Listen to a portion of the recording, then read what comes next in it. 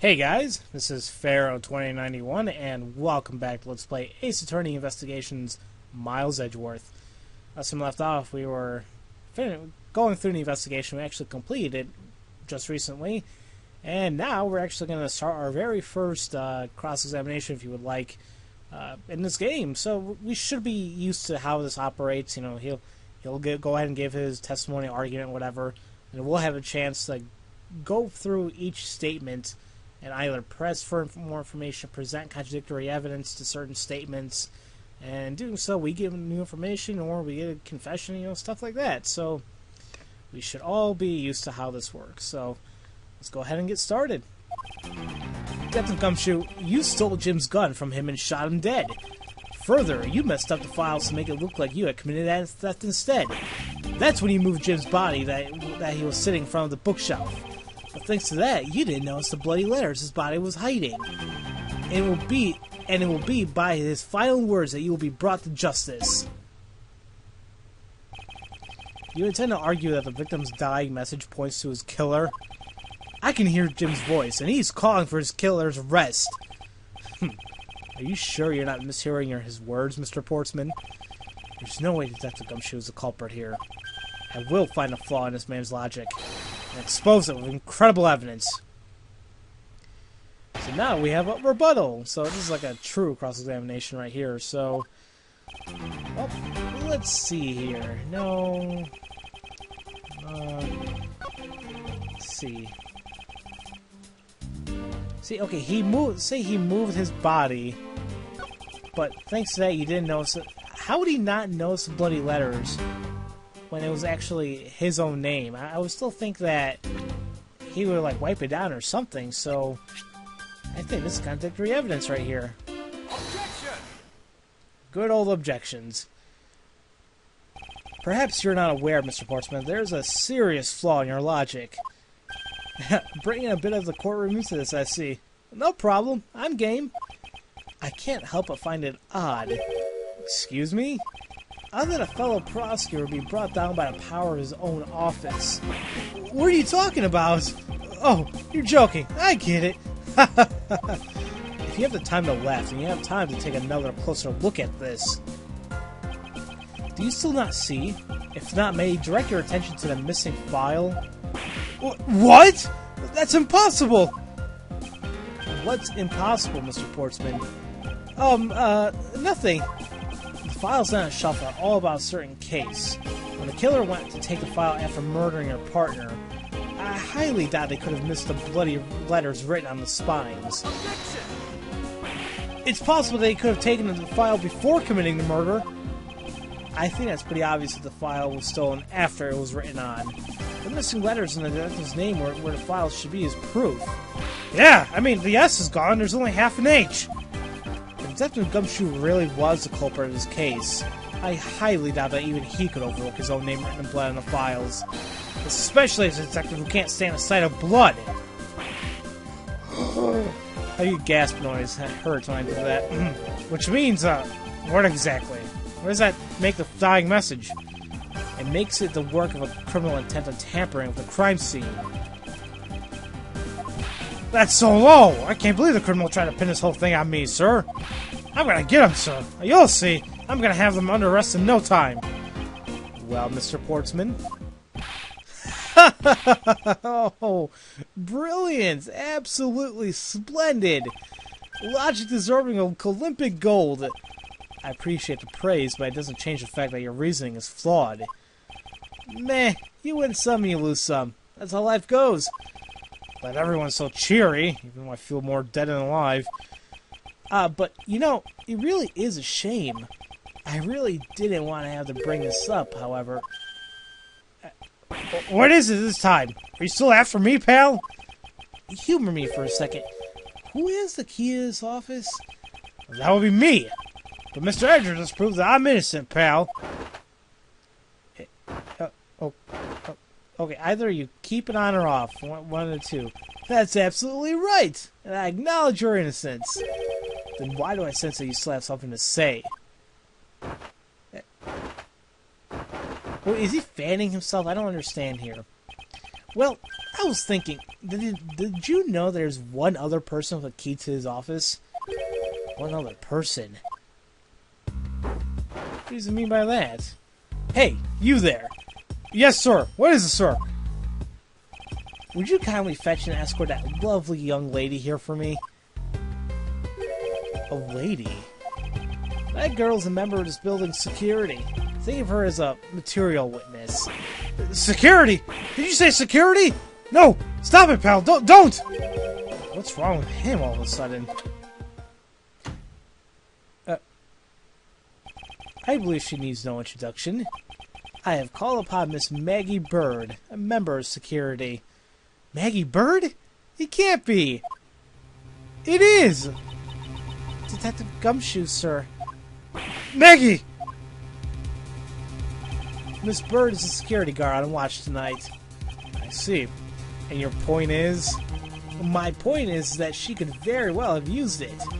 And by it, I mean a master key, which can open all the office doors in this building. What? What? If you are not the guilty party, Detective Gumshoe, then the only other person with access to this room is Miss Bird.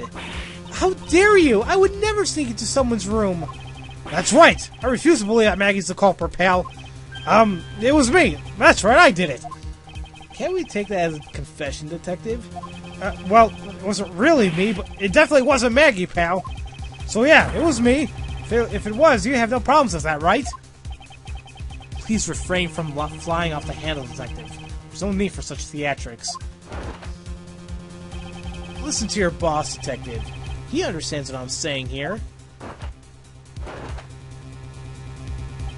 That girl's the only one who could have committed the crime, and for one simple reason. And why is that? I must know the reason for suspicion. It's pretty obvious that Miss Bird snuck into your room using the master key. I mean, Detective Gumshoe isn't the one who opened the door. Then that leaves only Miss Bird as our prime suspect. On top of which, she knows our good detective, doesn't she? Making all that more probable that she was the one who faked the dying message. Yeah, that doesn't sound good at all. So you're saying she used the master key. Alright, so there's a master key. Incredibly incriminating evidence, wouldn't you say? That's what you claimed about the evidence earlier as well.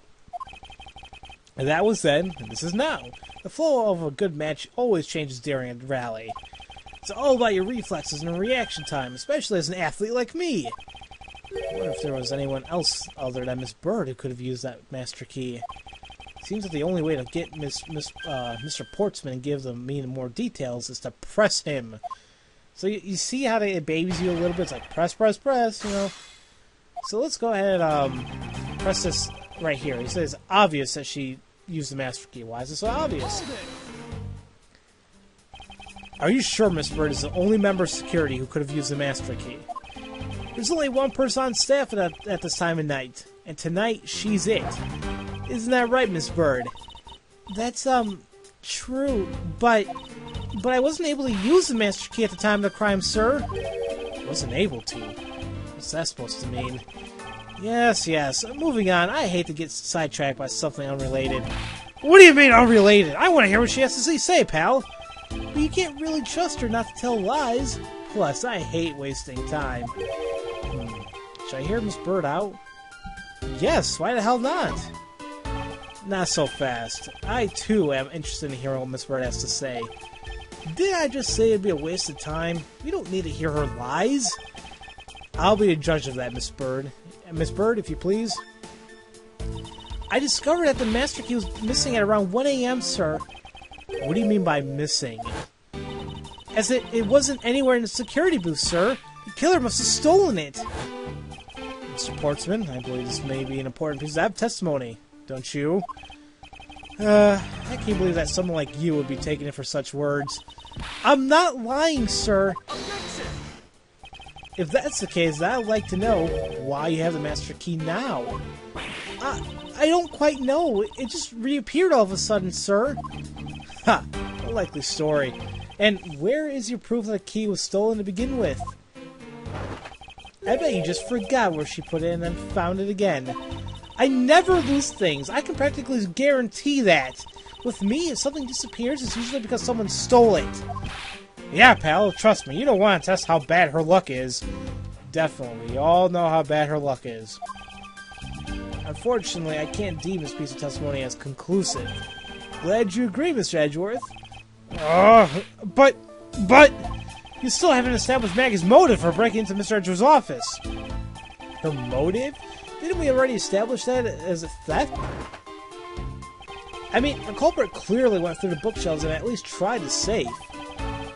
It is as Mr. Portsman says, Detective. Can't ignore the fact that all the evidence points towards a motive of theft. But I'm done taking blows. It's time to counterattack with a few facts of my own. So his new piece of information here is like her intent? For the messed up shelves to wipe down safe, I'd say thievery. Okay. Why not? Say the thief was trying the, looking at the safe and the bookshelves. However, we found out that the secret safe, no one knows about them except the prosecutors. So, how would she know that there's a secret safe there? It just doesn't make any sense. Objection!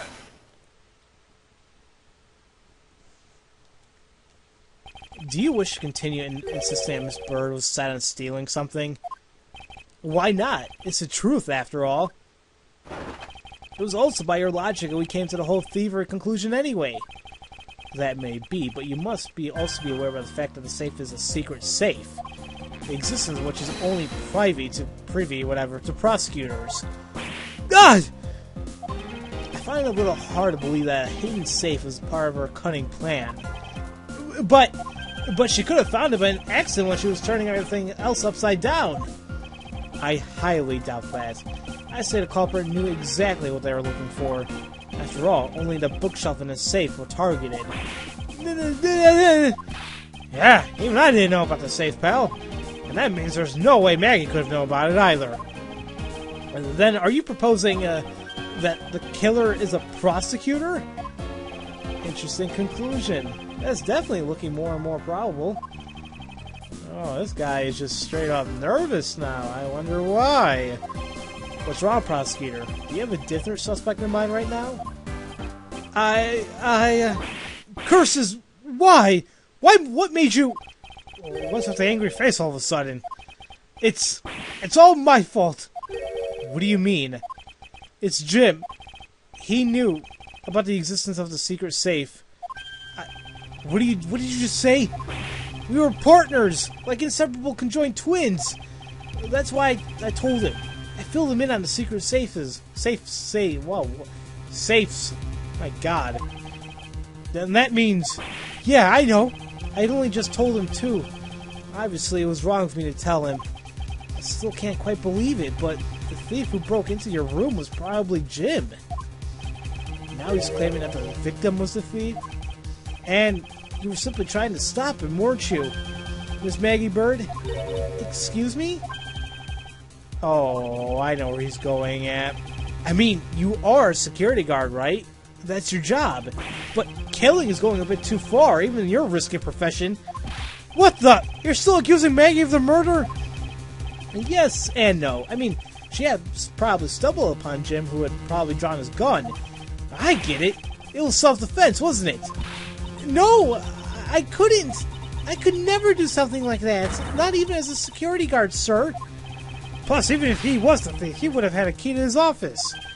Which is precisely why he had to steal it, wouldn't you say? It was Jim who stole the master key. Ah! Pretty impossible for a supposedly stolen key to be here with us, unless you retrieved it from Jim after you killed him.